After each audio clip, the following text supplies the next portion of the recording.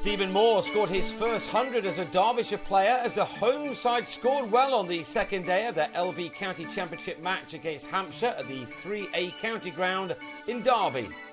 Hampshire began the second morning on 231 for 5 and they lost their night watchman Kyle Abbott before a run had been added, Mark Foote bowling him comprehensively via the inside edge. Sean Irvine then gave Richard Johnson a catch behind the wicket off Tim Grunewald as Hampshire slipped to 248 for 7. The second new ball had worked well for Derbyshire, but one visiting batsman did keep them at bay, and that was Joe Gatting. He completed his first 50 since moving from Sussex in the winter. It had come off 103 balls and was reached with his 6th boundary. He and Michael Bates batted solidly through much of the morning. Gatting played some terrific shots in the process, including this one, which carried the distance.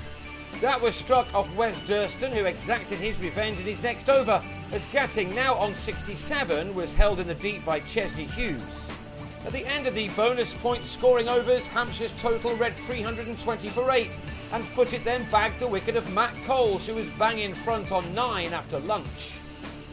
Bates' first innings of the summer ended on 31 when he holed out off Durston.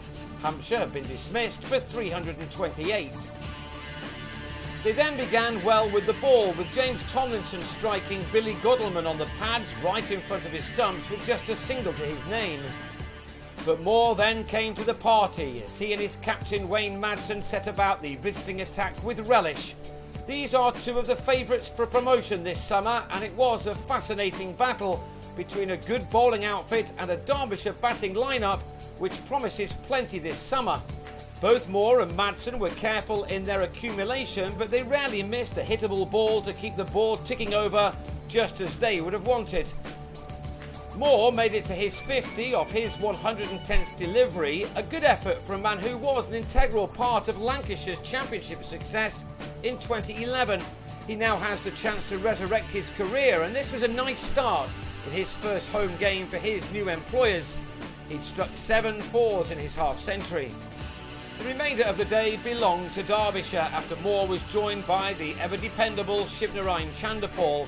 These two batted with very few problems in the last hour and a half of the day, a day which was mostly kind to the batsmen. While Chanderpaul was his usual stickable self, Moore was able to express himself from time to time as he closed in on his important 100. He got there just before the close, and he did it in style by striking his first 6 to go with his 14 other 4s. Overall, he'd been batting for 178 deliveries, and it was a knock which will please his new county no end. It's also one which has put his side into a decent position at the halfway stage of this contest. Moore ended the day on 106 made out of his side's 203 for 2, which has Derbyshire trailing by 125 runs. Chanderpaul is still there too on 35, and these two will hope to continue on the third morning to help their side establish a large first innings lead.